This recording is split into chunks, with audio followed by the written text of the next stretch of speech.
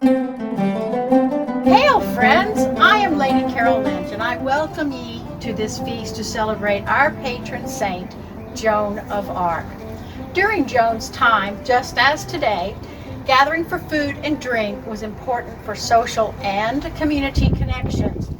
And just who doesn't enjoy a good medieval party with historical, luxurious foods and drinks full of local flavor?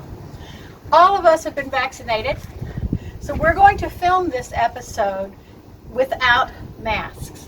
In this episode, we are going to enjoy a baking demonstration and a 5-course dinner made from recipes found in the Joan of Arc Patron Party Planning Guide. As most of us do not have medieval kitchens, we have designed our recipes for modern measurements and a modern cooking facility. For brevity of time, all 5 courses will be placed on the table at one time, and we'll be using our best medieval manners. We are gathered at the home of Amanda Helm, co-captain of the crew of Joan d'Arc.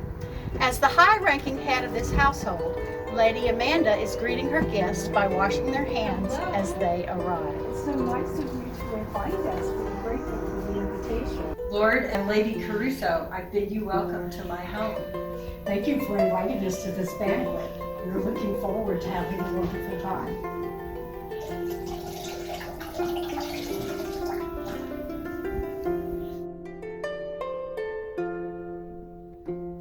We are thankful to Lady Amanda for the use of her home for our feast, and to our guests, Lady Jane and Toastmaster Lady Caruso, for the beautiful medieval table set. I am honored to introduce our other guests, Sir David and Father Frank, our local rector, and Antoinette de Alteres, our chef. Fine manners were especially important in medieval society and designated status. Just as today, dirty hands and dripping noses were never to be wiped on the tablecloth, napkin, or your clothing. Well-behaved guests were expected to speak pleasantly, not interrupt, nor argue. Children learned their manners from a young age through nursery rhymes and continued to be schooled until they were deemed marriageable. At the medieval table, each guest brought their own small eating knife and spoon to the feast. 2-pronged forks were used in the kitchen, but never at table. At most meals, a piece of bread was your plate. Food was taken for need, not greed, especially with 4 to 6 multiple courses. Medieval guests ate daintily by taking a bite off of their knife tip, or they ate daintily with their fingers and washed their hands before each new course. It was a very nice courtesy to offer other diners the choicest morsels picked from the food set out in our common platters. Come to the kitchen. Let's see what Antoine is preparing for us today. This evening we're having a tart out of Lente. It was a special treat made with cream, sharp cheddar cheeses or Cheshire cheese, and butter, which were things that were extravagances, so they weren't in the common diet every day. So to start with, in a modern kitchen, we've started with the Pet Ritz crust, easy for everyone to get. The crust comes at this size, you warm it up. If you look at my fingers, most people's fingers span about 8.5 inches. We want the crust a little bit larger than that, at 10 inches. So I'm going to expand it a little bit with my rolling pin, just to take it about to 10 inches.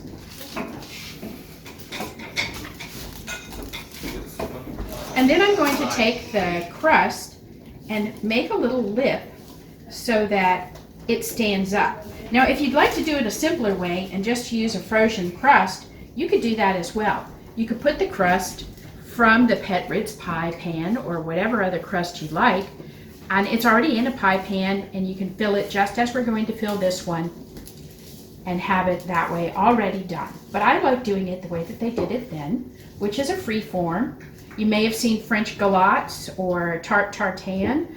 So it makes a little stand-up crust just like this, and you can see I've just pinched it together to kind of make it stay in there. Now I have another crust over here. I'm going to put this one right here, and I'm going to take this one and slide it onto my pan.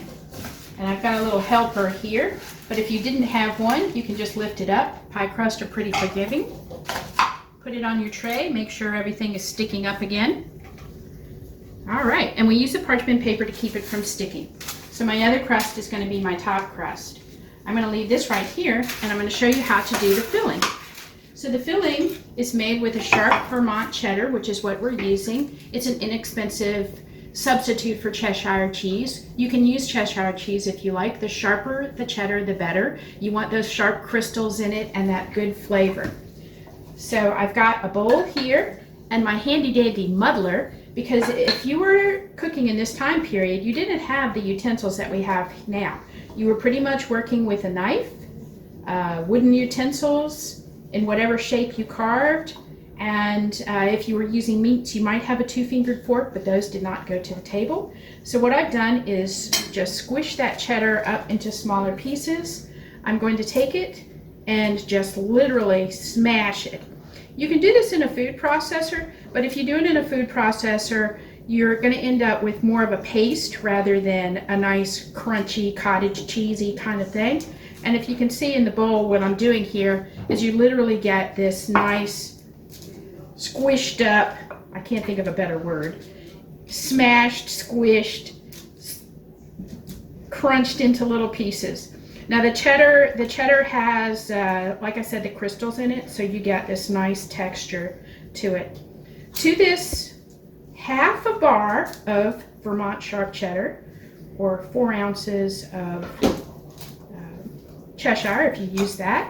We're going to add 1 egg. Careful not to get the shell in it, although that would be authentic too. And we're going to add a 1.5 tablespoons to 2 tablespoons of sweet cream butter. Because the butter that was used did not have salt in it, the closest approximation to this is a sweet cream butter. And so you just want to use that, and you're going to take your same muddler and you're going to squish it all together until you get this all mixed up and macerated, which is the correct word, but smush is better. Okay, so this just takes a few minutes, or less if you're fast. You can also use your fingers, which I'm going to do here. I washed my hands first. You can see my plague bracelet on. You know, I'm protecting myself from the plague while I'm squishing up the filling.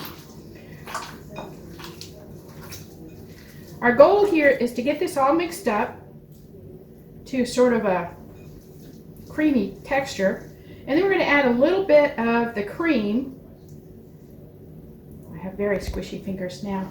We're going to add a little bit of the cream, just enough to keep it to that cottage cheese layer. I'm going to go back to my masher because it looks like I need some more mashing. This is one of those fun things you can do when you're really mad at people. You can mash all the cheese. You don't have to get it fully mixed up. You just really want to get it to a cottage cheese consistency and get it spread in there. When you put it into your tart, it's going to bake in the oven. That cheese is going to get nice and melted, and everything's kind of puffing up. All right, so I'm going to take this, use my spatula. I put it in here. I'm going right into my tart shell. And you can see I still have pretty lumpy filling. I'm going to take that and my fingers and spread it out. Now you want to try not to drop your tart on the floor. You don't need to spread it right to the edge. You just want to kind of spread it out so that it's close to the edge.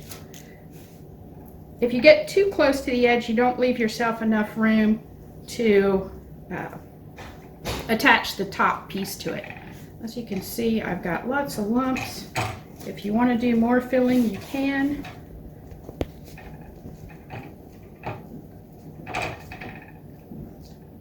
It doesn't seem like it's going to fill it, but it really does. You can add more filling if you like, but you don't want to get too full because this all melts and gets puffy just like a quiche. It's sort of the forerunner of a quiche pie. Okay, so we've got all of this in here. We're going to take that top crust and we're going to lay it right on there. Just if you've done pies before, you want to do put it on there and fold it, and then I'm gonna go in here and pinch my tart together so that my top is attached to the bottom.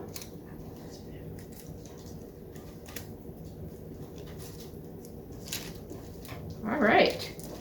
Then what I have in this bowl is a little bit of egg and a little bit of water whipped together. I'm going to wash the whole top, so we're going to get that beautiful golden color. So you just go ahead and do the whole top, and then it's going to go in the oven at 400 degrees between 15 and 25 minutes. It all depends on how warm your crust is and how hot your oven is. Just watch it. When it gets a beautiful golden brown color, it's perfect. So when we finish all of that and take it out of the oven, you have a nice hot tart out of Lent filled with cream, butter, and cheese, and a beautiful pastry crust. I present to the group the tart out of Lent. Let us sit down and enjoy. So this is great. Wonderful. Let us begin our feast. Father, would you give a blessing for our abundance? As you wish, my lady. In a world where so many are hungry, may we eat this food with humble hearts. In a world where so many are lonely, may we share this friendship with joyful hearts. Thank you, Father, succinct as always.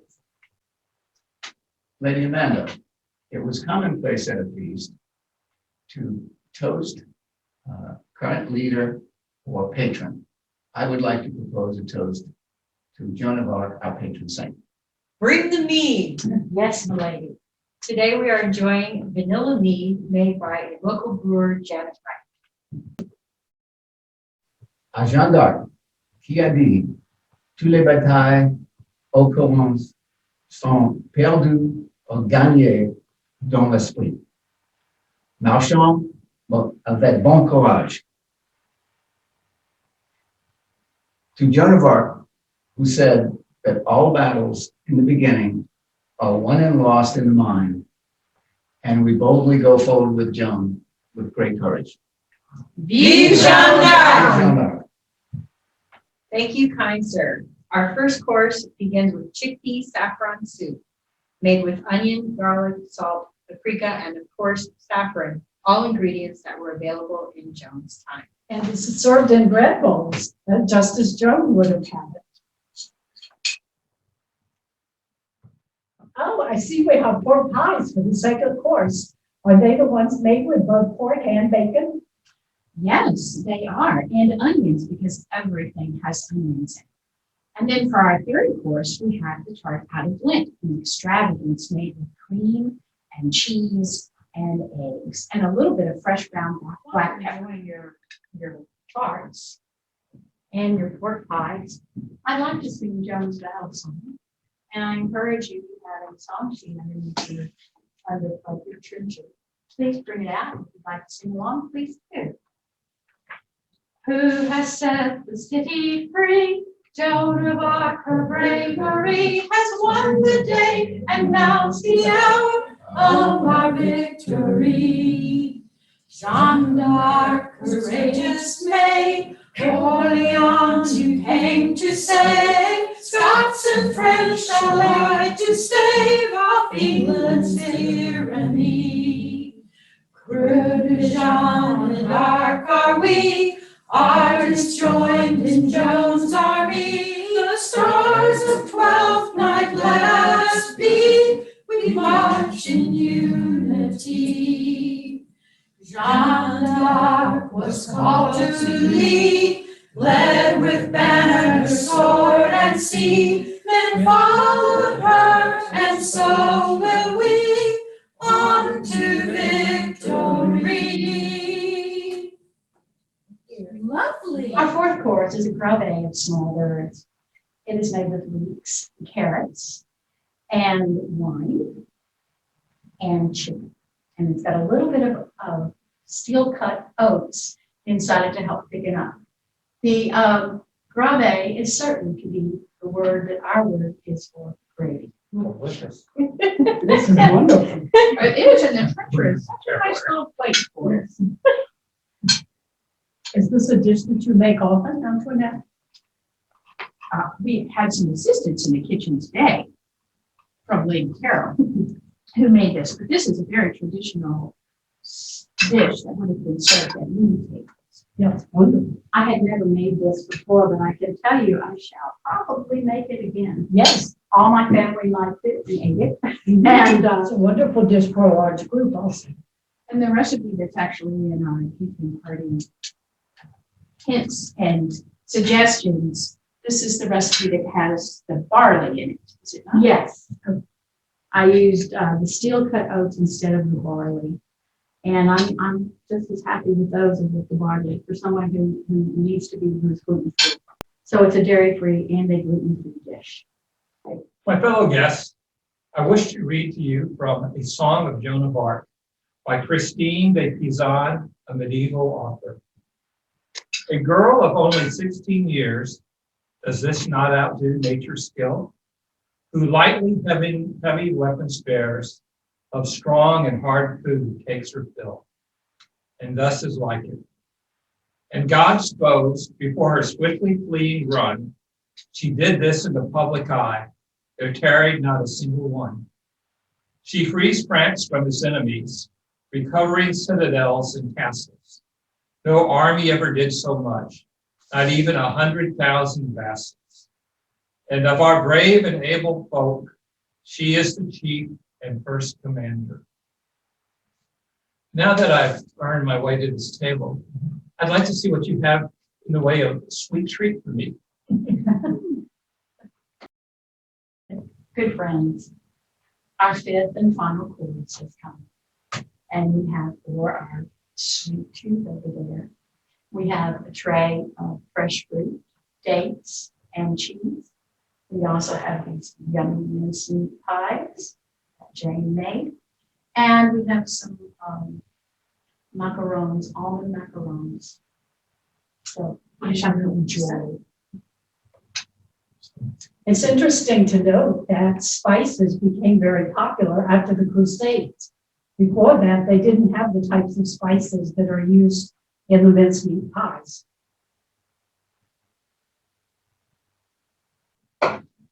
What is mincemeat? Mincemeat is made of raisins and apples traditionally with pork suet or beef suet, but in modern days we tend to use vegetable or vegetable suet. But originally it also included ground beef, but as the times went along, it became more of a sweet. But it always had the spices. They had these spices.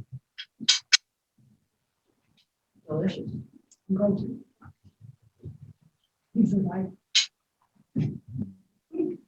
Well, I'd like to say we hope that all of you have enjoyed watching us have a great time at our medieval feast. And we hope you'll enjoy us with us the next time. So I have a final toast. We'd like to grab a glass. May friends respect you, trouble neglect you, and St. John protect you. Here, here. here.